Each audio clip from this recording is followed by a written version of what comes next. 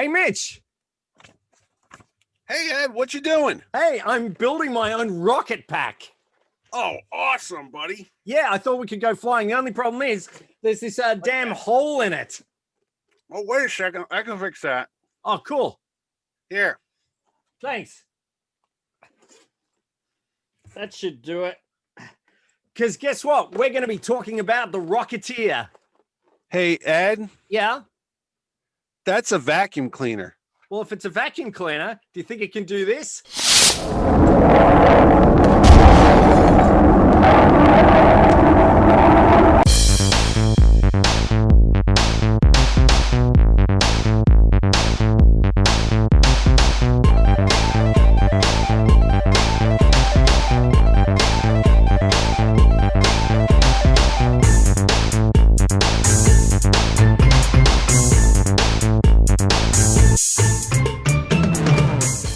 Hi, this is Ed Dollister.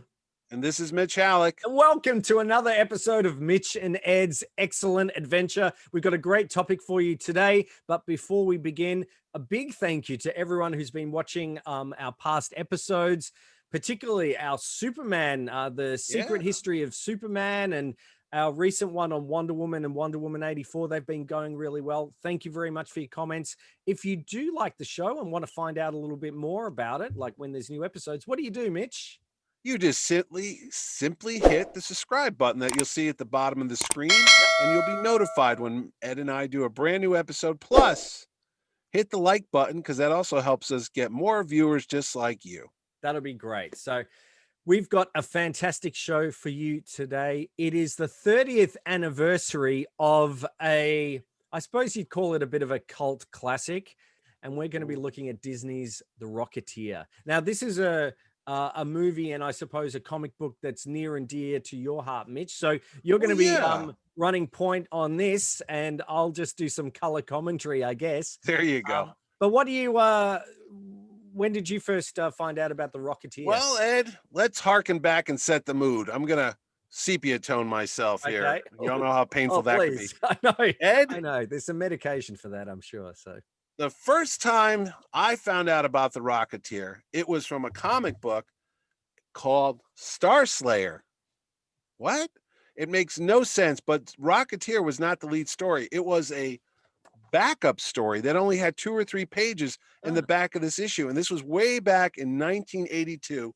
And it was done by a fellow named Dave Stevens. Now, I know you're not a big comic book fan, but you know Dave Stevens, whether you realize it or not. You know why? No, why? Because Dave Stevens was a storyboard artist on our film called Raiders of the Lost Ark, which you and I are very well acquainted with. Absolutely. Because we do the IndieCast for 13 years. I do the Raider.net, Indiana Jones website. So Dave Stevens has that, connection to a 30s type of rockin' adventure with Indiana Jones. Then it goes further. He worked as an artist also on the Star Wars comic strip. So yes, there's a daily newspaper that ran in the late 70s, 80s comic strip, and Dave Stevens worked on that. So he has a connection to Harrison Ford and Indiana Jones, but he goes and does his own comic book called The Rocketeer. Now, The Rocketeer is set in the 1930s, and here's another connection for you. Do you remember that movie we talked about a long time ago? I think on the show was Doc Savage. I do remember Doc Savage. Yes. The pulp hero from the 30s. Yeah, well, that's the connection too, because Dave Stevens does this loving tribute to the pulp heroes of the 30s. Okay, he does, a salute to what was going on, the Shadow, and mostly the serial called King of the Rocket Man. Yes, I did watch that. Yeah, and then there's Commander Cody. There's a bunch of those, and you see the costume of the Rocketeer is basically an homage to those pulpy, Republic serials. I mean, he's got the helmet, he's got the jetpack and all that stuff. But in the comic books, his actual jetpack was built by Doc Savage. They never say it because of rights issue. Yes. But they kind of hint at it like, oh, it's this super secret scientist who's like a do-gooder, an adventurer. So it was really that. And it's just like in the movie, there's these bad guys that are stealing it. It goes into the back of a car. The car goes to a hangar, and there's a stunt pilot named Cliff Secord, and they accidentally find it in the back seat. And it's so funny. We had a vacuum cleaner because it's just like that. They swap it out. You see in the movies. So the Rocketeer comic book only ran for a couple issues. It wasn't a huge hit. Like I said, it was a backup, but it had a cult following even then, people like me. It goes from Pacific Comics, which went out of business, to another company called Comico that only lasted 2 issues. Then it goes to another company in 1989 called Eclipse. It's this never-ending saga. It's just a small, simple little story set in the 30s about this guy who just finds this rocket pack. But my goodness, it took years to get the whole story done because one publisher after another publisher after another publisher, it was just crazy. Yeah. So anyway, it then gets the attention of people like Hollywood types. And they go, you know what? There's this thing called Indiana Jones, which was at the height of Indiana Jones' popularity in the early 80s. Why don't we do this? And then Disney comes calling. Mm-hmm. And they go, hey, we want to do a movie about the Rocketeer. Oh, that's great. So they hire these 2 guys named Danny Bilson and Paul DeMeo. And if that sounds familiar, it's because of a Flash TV show that ran with John Wesley Shipp. They were the writers on that show, but they were also the people that were writing the script. So what's the first thing Disney does when they get the Rocketeer? Mike Eisner doesn't like the helmet.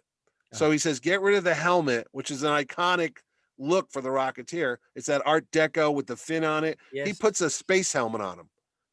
So it automatically starts to look like, well, this isn't what I want. Yes. So now you got this big fight between Dave Stevens, Mike Eisner, and the story just languishes for years. And they go, well, superhero movies aren't doing so well. It's the mid 80s right now. So up to that point, really, the only superhero movies were Superman. It would have been probably Superman around that time. 83 was Superman 3. Yeah. Superman 4, A Quest for Peace came out in 1987. And then, of course, we had Batman 89. Prior to the release of Rocketeer, really the only big comic book movie would have been Dick Tracy, which was through Touchstone Pictures, but that was Correctamundo. That's a Disney subsidiary. Correctamundo. And you just hit the nail on the head. You said Batman. Batman 89 comes out.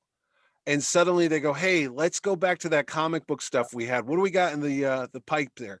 Oh, we have this Rocketeer thing. And Disney says this, which is hysterical because they don't do any merchandising really for this. Oh, the Rocketeer, it's toyetic. Yeah. Which is a term, if you're familiar with Star Wars, that's what they use for Star Wars because they said it's toyetic, meaning all the characters, all the aliens will make a bunch of toys and they'll have a bunch of kids wanting to buy them every Christmas and birthday party. So they thought the Rocketeer was going to be toyetic. It doesn't really happen because I'll talk about that later when the merchandise, I don't know where that went wrong. So anyway, Disney goes and makes the movies. First thing they need to do is they hire a director, and there's a movie called Honey, I Shrunk the Kids. And again, here's another Raiders Lost Ark connection because Joe Johnston, who was the visual fella on Raiders Lost Ark, The Empire Strikes Back, all the Lucasfilm stuff, he comes on just fresh off of Honey, I Shrunk the Kids. He's working on the Rocketeer. He brings Ken Ralston with him, and that's another name if you're familiar with Indiana Jones. Absolutely. He's the special effects fellow for that with all the gunfire and the explosions and the miniatures and all that. He comes on there. Well, now, Ed, you'll never guess who Disney wants to play the Rocketeer. They want Johnny Depp, don't they? They do want Johnny Depp, Ed. You are right. I was like, wow, I wonder if Ed knows that. But Johnny Depp. And I think he would have been quite good at that stage of his career, but he was busy doing Edward Scissorhands. Edward Scissorhands, that's right. So he was busy with that. So I believe they also looked at people like Kurt Russell. They looked at a Quaid. Yes. A lot of actors there, but they basically fell upon Billy Campbell. Oh, actually, there's another Billy that was important too. Bill Paxton was the lead at one point. Yes. He was cast. He was set to go. People might remember the late Bill Paxton. He had supporting roles in Aliens, and Terminator. He was in a lot of True Lies. He always popped up in a lot of James Cameron movies. Titanic. Yes. Everybody knows Bill Paxton, and he passed away a couple years ago, unfortunately, at like 61, 62, recovering from a heart operation. But anyway, Billy Campbell comes on. Now, Billy Campbell's a guy that I knew because there was a short-lived TV show here in the States by Michael Mann, who was the producer of Miami Vice. It was called Crime Story. And Billy Campbell's on Crime Story. It's a police mafia type of show set in the late 50s, early 60s out in Chicago. And Billy Campbell's on there. And who does he play? A kid named Billy. I love when they do that in movies. Like Tony Danza only plays characters named Tony. It's so that he, when people say his name, he knows responds. That's right. Yeah. So anyway, Billy Campbell's picked to play the Rocketeer, which is cool because Dave Stevens, the fellow that made the Rocketeer comic, liked Billy Campbell because he looked like Cliff Secord did in the comics. So it's like, hey, there you go. Lloyd Bridges, who people might know from Airplane and, of course, the father of Jeff and Bo Bridges, he was picked to be Peavy, who's the mechanic that helps out the Rocketeer. But he turned the movie down, so they had to go with Alan Arkin, who shows up.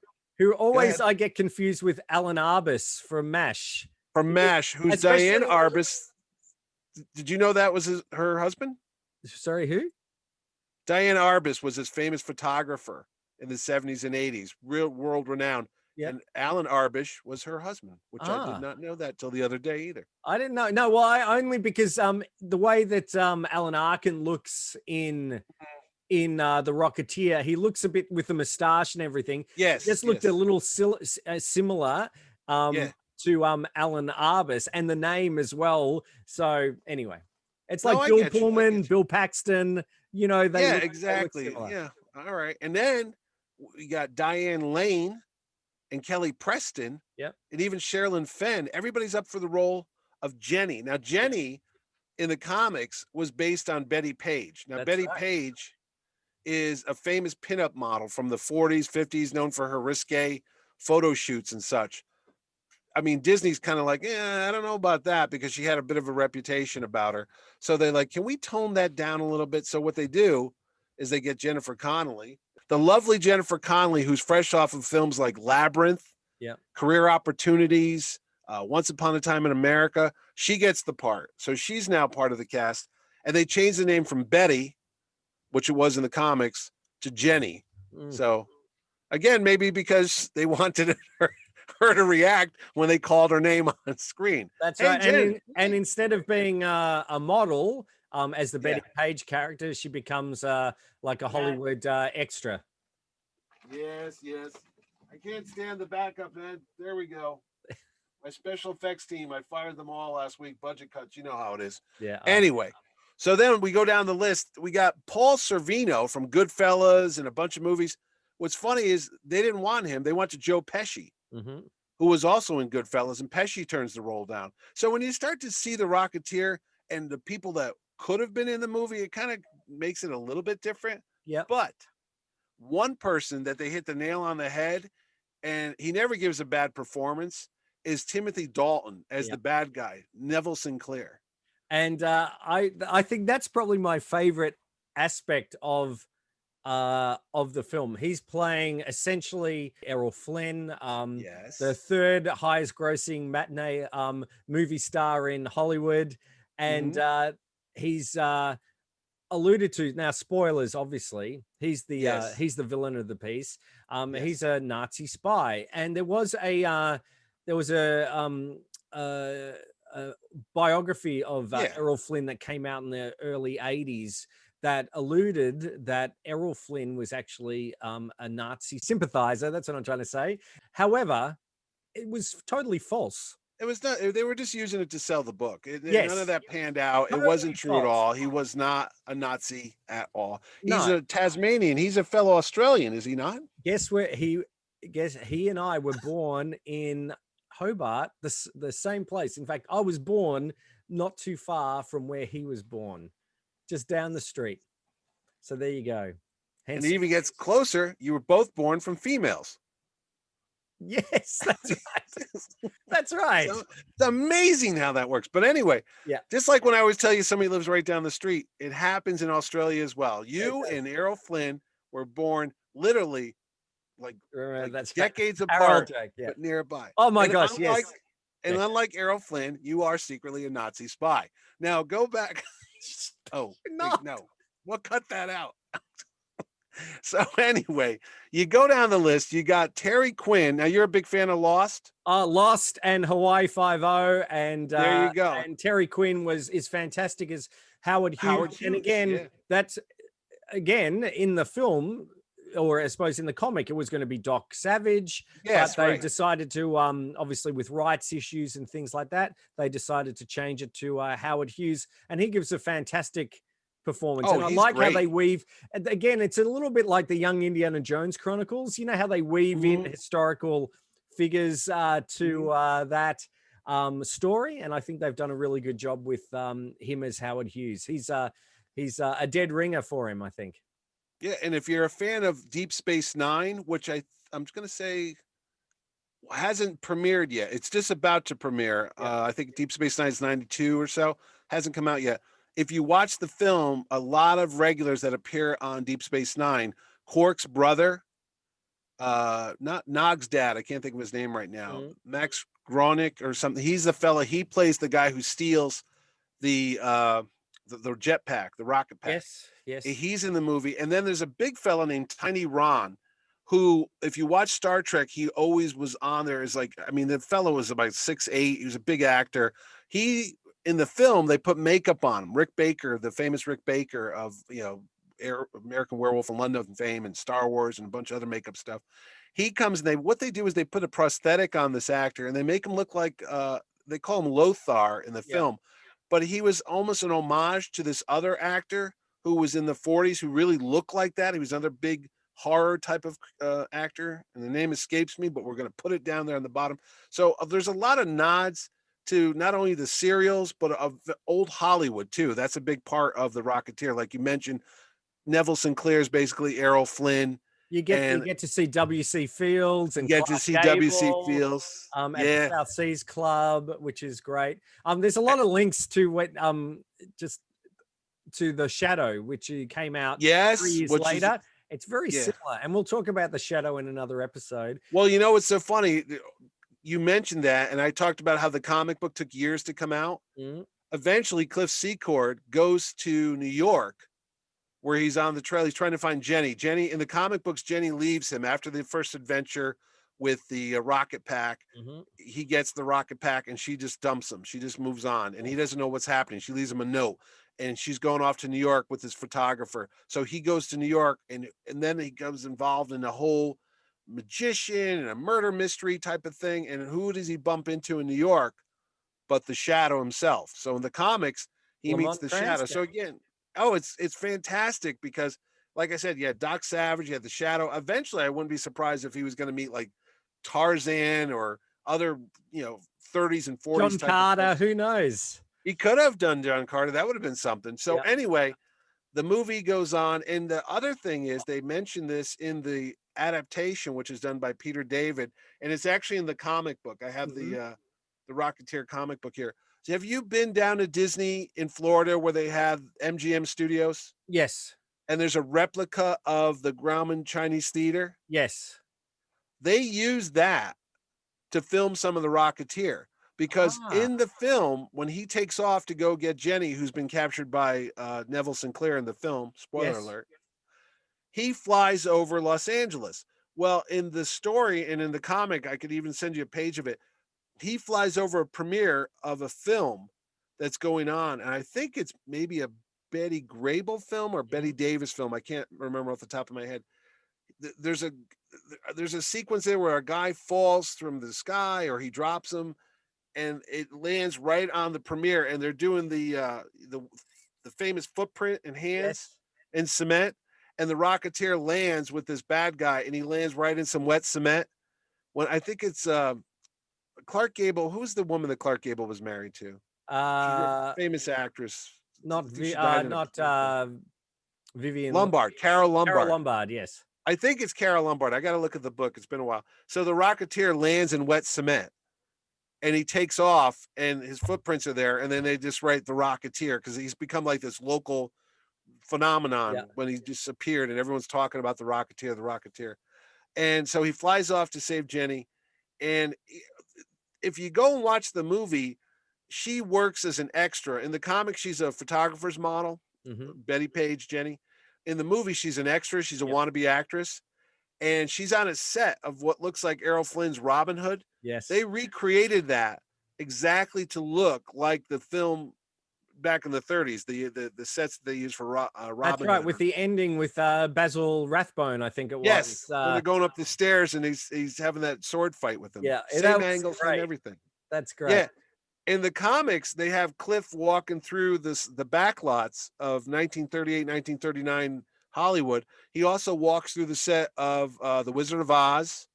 He walks through the set of Gone with the Wind. Yes. All these major films that are being made in Hollywood right at that time. And there's the Cliff Secord just kind of wandering through it. It's really a cool scene. I don't know if Disney couldn't get the rights to all that, but again, some backstory would have been cool to watch amongst, there's Clark Gable, there's Judy Garland. It would have been fun. It would have been.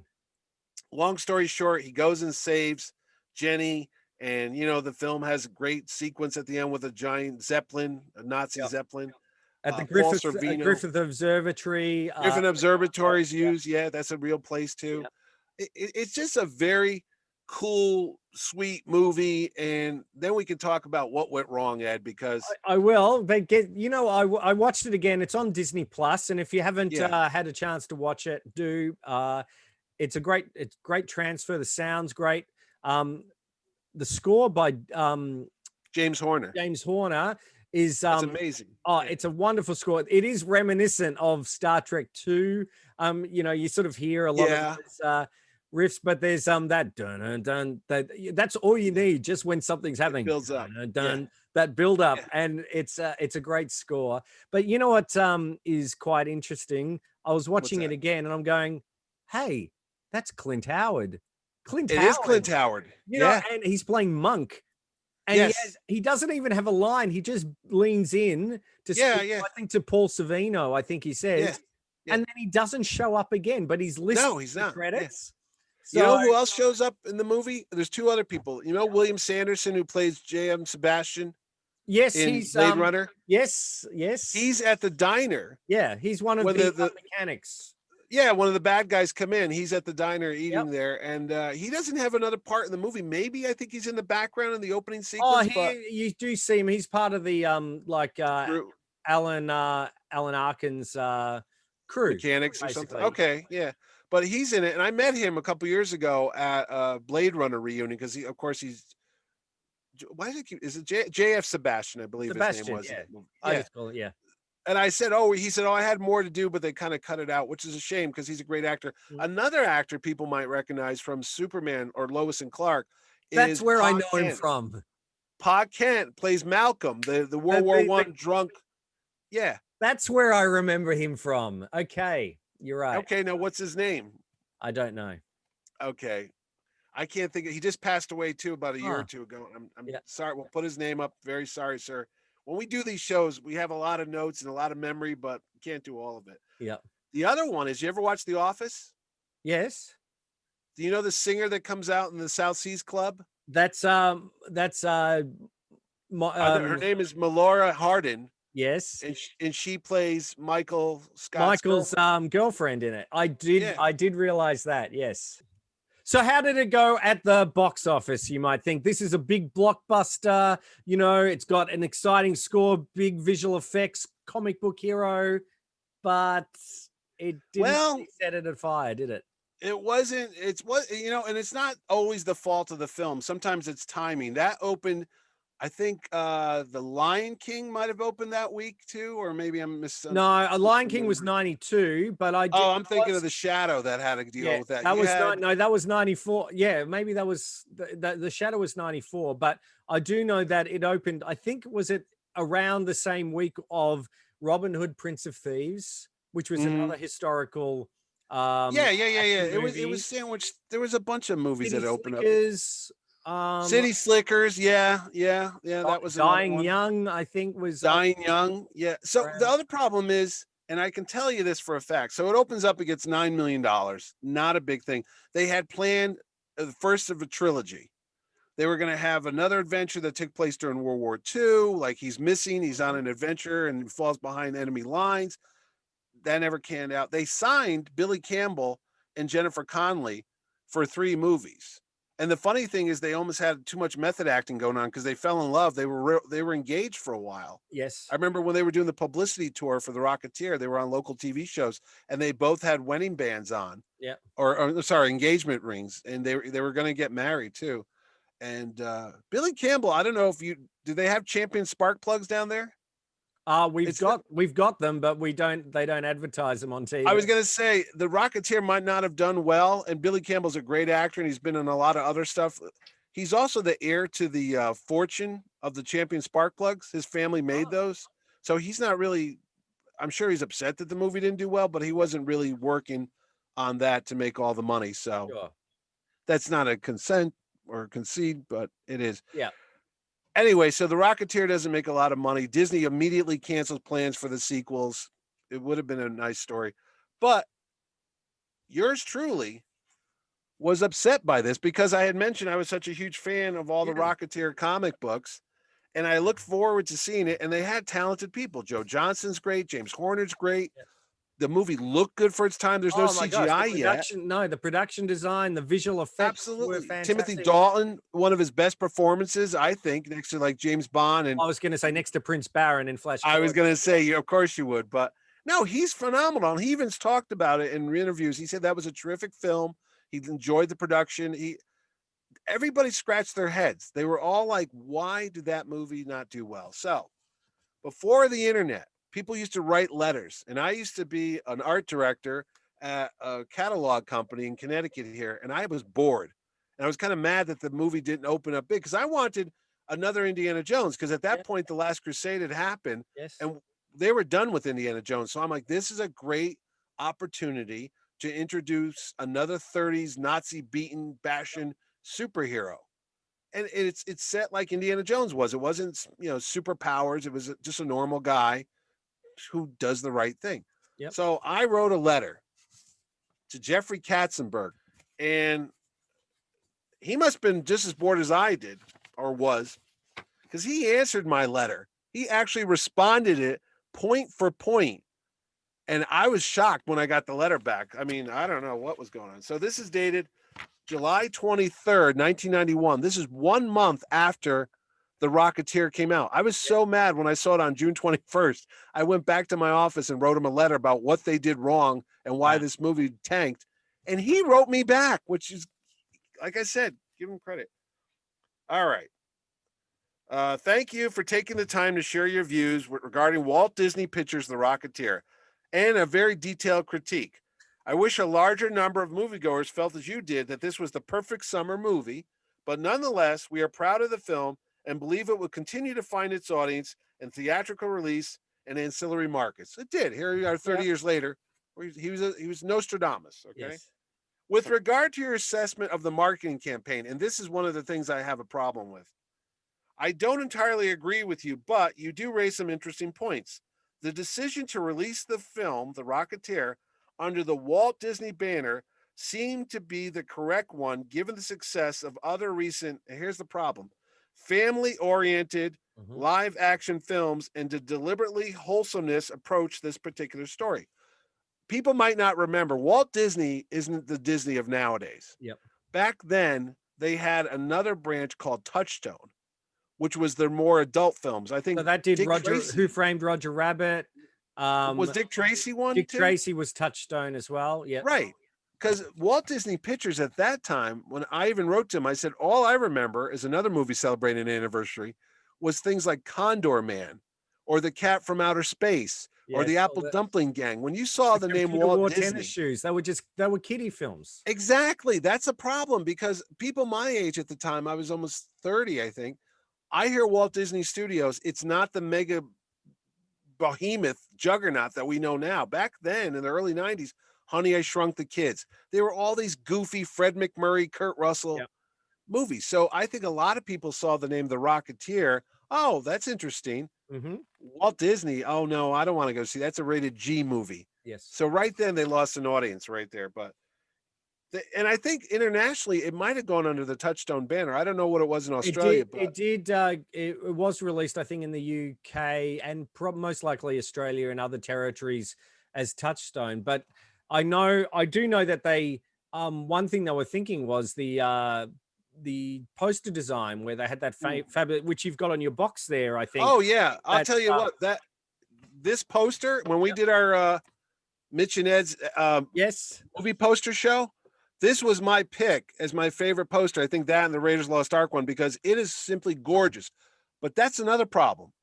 This doesn't tell you what the movie's about. no, It's beautiful Art Deco. It's got this Yuri Gagarin artwork type of thing, like Russia. You know, you see yes. these Russian artwork things. You don't know what this is. Hmm. Yeah, but what's the Rocketeer? Is it the Rockettes? Is it about a guy who dances? Is that a robot? It's a hood ornament. Who knows? It's a hood ornament. It doesn't help. I mean, beautiful artwork, terrible movie marketing. So to go on here, Mr. Katzenberg says to me, the Disney name has regained much of its magic in recent years, and only by releasing exceptional entertainment under that banner can we hope to remove any lingering hesitations that these films are for moviegoers of all ages. See, back then people still thought it was a kiddie movie. Yep. As you pointed out, films like Honey, I Shrunk the Kids and Dick Tracy have served to further the cause. Dick Tracy was not a hit. It wasn't. Look, it wasn't a flop. Moderate. It wasn't a flop, but it did okay. It wasn't Batman. That's what they were hoping for. They were hoping for it because they had Madonna in it, Al Pacino, Danny Elfman score. James Caan was in it. It was I mean, I think we should do a show. We could do a Dick Tracy show, but yeah, I mean, it was all right. And now here's the problem about casting. I mentioned Jennifer Connelly's gorgeous. I mentioned Billy Campbell's great, and Timothy Dalton. And I said to him, maybe it's because the stars were unknown. You know, the casting of recognizable names in the lead roles is a more difficult variable to assess. Big stars don't always assure big box office returns. And in the case of The Rocketeer, probably would not have generated any additional media exposure. Billy Campbell and Jennifer Connelly were superb choices and captured significant attention in all the major outlets. They were great. Timothy Dalton may not be an instant draw, but he does deliver an excellent performance. Mm-hmm. At the Walt Disney Studios, we choose to bet on talent rather than celebrity, and our track record suggests that big names do not guarantee a successful film. All right, well, you're okay with all that? Yep. Yeah, all right. Here's his last point. Last but not least, we know going into The Rocketeer was not a well-known commodity. We decided to make the film on the basis that it was a good story with potential of lots of action, adventure, and unique special effects. If recognizable characters were a consideration, we would have never framed Roger Rabbit. Mm-hmm. Okay. Kind of giving me a little, you know? Yeah. The recipe for a hit film is never surefire. And even the best cinematic chefs can't create a masterpiece every time. With The Rocketeer, we felt that in the end, the result was satisfying, entertaining film. We are still assessing the pros and cons of our marketing efforts, and your feedback will certainly be taken into consideration. Thanks for the letter and your continued interest in Walt Disney Studios. Sincerely, Jeffrey Katzenberg. P.S. You are a maniac and go get a job. No, he did not put that there. So there you go, an exclusive from Jeffrey. An exclusive. I'm going to put that in the YouTube description. So that's fantastic. Yeah. No, but the thing of it is, they really did take it personally. I think they thought they were sitting on the next Raiders of the Lost Ark. And there's a moment in this movie, and no offense to Joe Johnston, he's a very capable director. He did Captain America, of course, years later, the first Avenger. He did Jurassic World. He did The Wolfman, Jumanji. What are some of the other ones he's done? Honey, I Shrunk the Kids. He's a very talented technical guy. Like James big blockbusters, big blockbusters. He's good at that. You're not going to go wrong by giving it to Joe Johnston. He's not Steven Spielberg, but he does, do a good job. Yeah. There's a scene in The Rocketeer, and I remember sitting in the theater, and I knew they were in trouble at this one scene. Jenny's captured by Timothy Dalton. She's on the Zeppelin. They're headed off to Berlin or whatever. The Nazis are fighting the gangsters in an all-out fight at Griffin Park. Mm-hmm. Great scene, because the Nazis, Paul Sorvino gives a great line where Cliff Secord, Billy Campbell, reveals to Eddie Valentine, who's Paul Sorvino's character, that he goes, "How do you like working for a Nazi?" And they all look at Timothy Dalton's character. They go, "What is he talking about?" He's like, "Yeah, that's right, Eddie. Neville Sinclair is a Nazi. You're helping him get the rocket pack, and you're helping the bad guys. And then Neville Sinclair says, "Oh, you're going to believe that kid? He's flying too high in the clouds. He's got no oxygen." And then they turn on the bad guys, and he goes, "Hey, I might be a 2-bit thug, but I ain't working for no. That's No, right. I might be. I love this country. Yep. Yeah, I'm not working for a 2-bit Nazi." And all the guys took their machine guns. Yeah. Instead of aiming at Billy Campbell, they all aiming at the Nazi guys. And you see Neville Sinclair, Timothy Dalton, he's laughing about it. He's like, "Oh, come on, I'm the #1 box office star in America. I'm not a Nazi." They say, "Achtung dich." He starts shouting out all these German lines and orders, and all of a sudden they all show up. Like, holy geez, he is a Nazi. That's a great scene. Yeah. Now, Billy Campbell grabs his jetpack and his helmet, and he runs up the stairs, and the music's building up to a crescendo. You talked about James Horner's score. Yeah. And the Rocketeer stands in front of the American flag. You can't get more patriotic than this, okay? I did. Yep. Yeah. Noticed that. And it's very heavy-handed, okay? It's like propaganda movies but no, here's a problem. Yeah. He looks up there and he puts the helmet on, and he's going to go save his girlfriend. He's going to go save the world and stop the Nazis. Nobody in that theater, there wasn't a lot of people either. I remember there was a very small audience. Nobody clapped. And you should have clapped. You should have all been on your hands and feet and clapping, just like when Indiana Jones, I'm making this up as I go. And he takes off on the horse. It was the same type of moment. But in Indiana Jones and Raiders of the Lost Ark, the audience was on their feet cheering like crazy, like, "Go, Indy, go get the Nazis."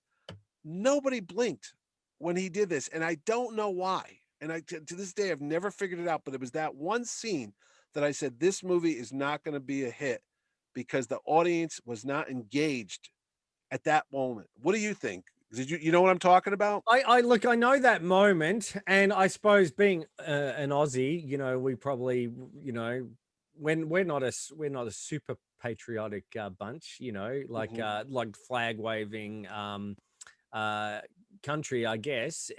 But I understand it should have elicited that reaction, because I know even Kelly, when we were watching it, going, "Oh, look at that." That's a moment. There he is. He's got his Luger. He's got a German Luger. I know, but that's all right. That's all right. He's got that, and it's a great moment. Yes. But I don't know why they didn't. Maybe they did in other theaters. Maybe it was just because there's a no. I saw it. I saw it twice just to make sure, because I like the movie. Nothing. How come you didn't? Why didn't you get up and go, "Woo"? The single clap. I would have been that guy. Hey, buddy, sit down, will you? Your head's blocking the screen, you big nugget. So, big pumpkin head. So that was a problem. I said, that's going to be. And the other thing is, we talked about the movie poster. When it was released overseas, they went back in and they redid the artwork for it, because they knew that people had a problem. Like, what the hell is this movie about? They went back and added the characters and changed it to look more like a Raiders of the Lost Ark. There's another the logo is the logo's Raiders font. Yes, it's the Raiders font, and then there's a big picture of Timothy Dalton right in the front, because he was James Bond at the time. It's like, you better pay off and cash in on that guy's notoriety. So they did that. And then the other thing, the toys. I mentioned the toys. Okay. What toys? Dude, there was the Disney stores. Remember the Disney stores? Yeah. They were a chain. I don't know if they had them there, but they had them there. They were at all the malls. For a while, yeah. Yeah. So I went to the mall because I was like, oh, let's go find some Rocketeer toys. All they had, and I'm not kidding, is they had a little candy dispenser with the Rocketeer's helmet, and you open it up and there's little hard candies in it. There was a little, I have them here somewhere, a little wheel thing where you kind of pull it back and you let it go, and the Rocketeer goes across the desk. Mm-hmm. And then they had a cheesy vinyl figure that didn't move, and it was colored weird too. Like instead of being brown, it was like a reddish jacket. And was there any other toys? Oh, they had a trading cards. They had a Bendham. They had a Bendham. Yeah. The cheesy Bendham with a checkered flag. Yeah, and they did have like the movie Storybook. Yeah. They did have there was a Nintendo and Super Nintendo video game. That wasn't bad. There was the game was pretty fun. Yeah, the graphics on it. There was a tie-in at Pizza Hut, which is not like McDonald's, and they gave out these cups Yeah. that were supposed to look like the Rocketeer's helmet, but it kind of looked like the Tin Man. It did not look anything like the film. Yeah. And they just did a terrible job with the marketing, because you're Which like, if is you're trying to odd be because you think that would be, toyetic, yeah. where's the toys? You know? And it's not like they those things happen well in advance. It's not like they wait for the film to see if it's a hit. No, they You know, would have had it's that not like ready a Star year Wars before. where they had to wait a year later for the toys. You know, No. they should have all been ready. So I suppose I don't know what happened. I don't know. it didn't do well, but it's obviously reached a cult status, because having a look around your room, Oh there's God, been yeah, a lot yeah. more collectibles now.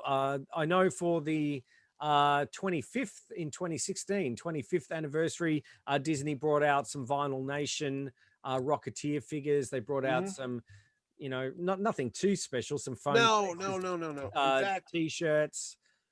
yeah, there's a bunch of stuff here. We just talked about that. But this figure's only, well, what have you got? What merchandise? Well, I was going to say they did do now we're talking about the 30th. On the 20th year, D23. Yeah. Get close up there. They did a special pin. Yes. That celebrated the 20th anniversary of that. And I have this. You know what they also have? For some reason, you ever see what they did with Star Wars? They kind of take some of the movies like Goofy and Mickey Mouse and Donald Duck, and they put them in the Star Wars characters part. They did that with Goofy, and they called it the Goofateer. And I have a couple pins. They do those lapel pins over there, and that's actually one of the harder things to get. So they took the Rocketeer and they made him Goofy for some reason. Yep. And I think there's a ride called Goofy's Barnstormer, which is down in Disney World. So maybe they kind of tied it in there as well. And then they even went so far and made this print, which is Mickey Mouse as the Rocketeer. Yeah. Again, it makes no sense, but they did that.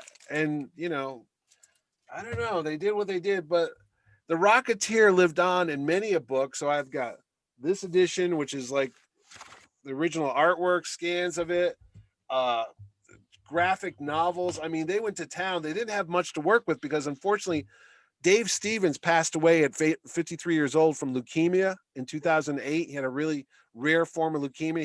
He was sick for years, and he also took so long to do the comic. The artwork was painstakingly drawn and painted, so he wasn't like producing a lot. Yep. So there isn't much. This is all there is of the original Rocketeer. But he was a brilliant artist. I mean, Dave Stevens, he was known for his covers. He did that pinup Vargas girl. You know what the Vargas girls are? They were like in the 40s on cigarettes. They were very voluptuous looking women.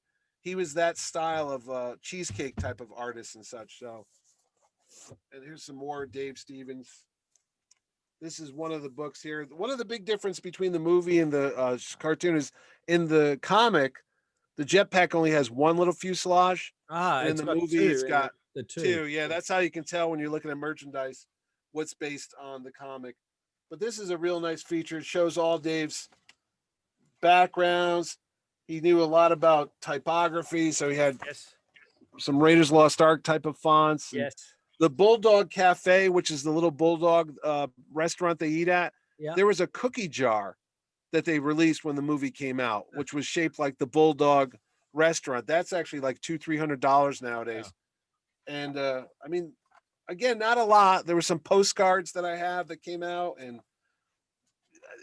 who knows why they didn't do it. And I have all these statues around us too, because they're a little bit more recent, aren't they? And they've just released the action figures. This was released this year for the 30th anniversary. This was at Walgreens, which is a pharmacy here in the States. Yeah. And this was done by Diamond Studios. There's that one. Of course, we've got Funko Pops. I've got one of those around here. They redid that. Everybody gets a Funko Pop. Yeah. You know? Reaction, I think, did some retro style action figures. This little guy. Yeah. See, that's that. And I think they do this on everybody, I think. Yeah. There's a black and white version of this too. Oh, okay. There's been talk of a sequel or a reboot for many many years, but nothing's really come of that. Well, 2013, 2012, they were going to do one called The Rocketeers, where a young lady finds the rocket pack years later and does it. And you know who was a huge fan of The Rocketeer? You know the actor Thomas Jane, now that I think about it. Oh yeah, Thomas Jane. Yeah, he was the gonna Punisher, wasn't he? He was the Punisher. He was married to actress, I think, Rosanna Arquette. I always get him confused with Aaron Eckhart. They do look alike. Yeah, in the States here, he played Mickey Mantle in a movie. I was going to say he was in the Mist or the Fog, but that's Aaron Eckhart, that horror movie. Yes. No, but Thomas Jane was in the science fiction movie, Escapes, not Silencers, or it came out a couple years ago. Chris Evans is in it as well. But anyway, he's a huge Rocketeer Dave Stevens fan. What I had heard is they were going to update the story and set it in the 50s, kind of like 1957, where instead of the bad guys being Nazis, they're the communists. Oh, that sounds familiar. Exactly. What does that sound like? Indiana Jones and the Kingdom of Crystal Skull. And they were going to have Billy Campbell come back as an older Rocketeer. And that'd be cool. Yeah, Thomas Jane finds the rocket pack, and you got to find out what's going on. They also did, if you want to read sequels to the Rocketeer, and you don't like comics, there's this book here, which is all prose. It's about, I don't know, 300 pages, and just has all these famous authors, and they all took, little short stories about the Rocketeer's further adventures, and it just went on and on. And like you said, it's a cult book. I mean, there's so many comic books still out about the Rocketeer. Every couple of years, they seem to do a new one about the Rocketeer goes to war, or the Rocketeer goes to Hollywood. I mean, so it's a given that we'll probably see the Rocketeer like we saw with Tron, some sort of look at that sequel. There's tons of Rocketeer books. I have now. Have you watched the whole box? Have you watched the Rocketeer cartoons show on Disney Plus? Now I try to. It's meant for kids. It's not meant for somebody like me. It's in its defense, it is aimed at 2 to 6 year olds, but it's a weird, why of all things to do that, to aim at a young crowd about a Nazi fighting superhero from the 30s. I mean, they did get Billy Campbell back, to do. They did. Voice. He did. He does the voice. Yes, absolutely. Yeah. But so what's funny? I had the chance to meet Paul Sorvino at a convention, and I met Jennifer Connelly 2 years ago at New York Comic Con, and I sat next to her. Then I realized Jennifer Connelly's been in so many genre comic book movies. There's the Hulk, there's Labyrinth, there's the Rocketeer. She's the voice of the AI in the Spider-Man Homecoming films. Oh, okay. Which is kind of funny because her husband, Paul Bettany, is the voice of Jarvis. Oh, yes. Who's Iron Man film. So it's kind of like it's in the whole family there. Yeah. And there was another comic book movie I can't think of. I think, was she in the Dark City? She was in some other sci-fi film. She was in Dark City. And that's a comic book type of picture too. And I sat next to her, and she was there promoting Snowpiercer, which is another science fiction type film. And I was just like, I can't believe. I mean, that was 30 years ago, because everyone doesn't feel themselves getting older. But why they didn't do more sequels? You just feel like a missed opportunity. It's also like when you see Harrison Ford and you realize they could have done more Indiana Jones movies. And I'll say it again. Can't go back. We should have been up to Indy 8 by now. You should have been up to Indy 8. Yeah. But, unlike, I'm going to say, do you think it's up there with your film, The Flash Gordon, or not as famous as that? I don't think it's as a big cult hit as Flash Gordon. Something about Flash Gordon, I think, people, the song, those visuals, Go Flash Go, whereas the Rocketeer, people might recognize the score if they hear it, but they might not know where it's from. They might know that iconic look. I always do laugh about, with superhero movies, there's two things I laugh about. Batman, and it happens in the Phantom and everything like that. Because obviously they've got to put black around their eyes. Yeah, their eyes. Yeah. And then they take off their mask. They should be looking like these, like Jack Sparrow with mascara on. Yeah. And the same with the Rocketeer. You know how long it would take for him to unbutton that whole thing to get his rocket pack off? Because they're not press studs, they're buttons. And I know. Anyway, but there's a cool jacket though. It is. Cool jacket. And I have seen some. Adam Savage does a really good. Adam Savage. He built one. Yeah, he did the rocket. He didn't take off like you did in tonight's episode. That's right. I'm going to fix that hole in the ceiling too. So exactly. But I was going to say, It's still popular. Whenever I go to conventions or I do my Terrificon, I always go, if I'm not getting a Captain America or Indiana Jones sketch, I'm getting the Rocketeer stuff. This is one from Billy Tucci. That's fantastic. I mean, Billy Tucci actually has one of the prop helmets. He's got it at his house. They made a bunch of them, and he actually has one of the original one. There's another one, J. Scott Campbell, another big Indiana Jones fan. He's done that one. Yeah, I mean, anybody who likes Indiana Jones, most of the time they're all like, oh, I love the Rocketeer. I mean, it just never stops. They just keep doing it and doing it. I mean, and they're all the same. Yeah. And if you want to talk about maybe you don't need Billy Campbell and you could switch it up, and you got this one here. Somebody did a version where Jenny or Betty Page becomes the Rocketeer. So we have female Rocketeer. That's kind of a cool concept there, which is kind of like the Disney show. And again, here's just more. It just won't die. It's just a fun movie. And, you know, like you said, it's on Disney Plus now. They re-released it on Blu-ray a couple years ago, like a nice transfer of the film. There's just not a lot out there. There's nothing. There's no toys. There's other than a couple statues, which are really great. There was a Hot Toys that came out. Of course, all Hot Toys are a fortune. I don't own that, but it was like $300 or $400. Yep. That's well done. And I had this one here that before the show, his leg broke. Any idea how I could fix that, Ed? I reckon some Beemans maybe. Do you have any chewing gum? Let's see. This is like toy polloi. We can get into toy restoration. Oh, look at that, Ed. You're right. I've just fixed the Rocketeer using gum. Who knew it can fix rocket packs and it can fix action figures? So. Alan Arkin was right.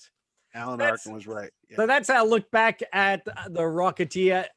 Do yourself a favor if you haven't seen it already. Watch it on Disney Plus. It is a great fun movie. Get some popcorn and some soda, and I think you're in for a treat if you haven't seen it before. It holds up really well today. Visual effects, production-wise, it's not a dated film in any way. It's a bit slower, like some older films are, but it's great. And what better way to celebrate its 30th anniversary? If you like us talking about the Rocketeer, you might like some of our other shows, looking back at Raiders of the Lost Ark. We talk about movie posters. We talk about that. That's another one. We talk about the Rocketeer. You can check those out. Remember, what's that way to subscribe? Just simply click the button on the bottom of the screen, and you'll know when we do another show. Because just talking about it tonight, we talked about The Shadow, Phantom, many other movies we haven't got to yet, but we will. And I keep thinking we got to do a Miami Vice. Definitely so. Really? Okay. Yeah, that's cool. Okay, you can. I saw Tubbs and Crockett. Gonna be.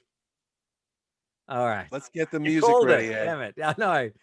That's right. It's Jan Hammer, wasn't it? I think. Yes, it was. Or Zimmer. Was Hans Zimmer? Oh, no, it's Jan Hammer. It wasn't Zimmer? No, Jan Hammer. You sounded like you're saying German. Yes, give me the hammer. Oh, I am a Nazi spy. Anyway. All right. This has been Ed Dollister. This is Mitch Halleck. And thanks for watching Mitch and Ed's Excellent Adventure. We'll see you next time.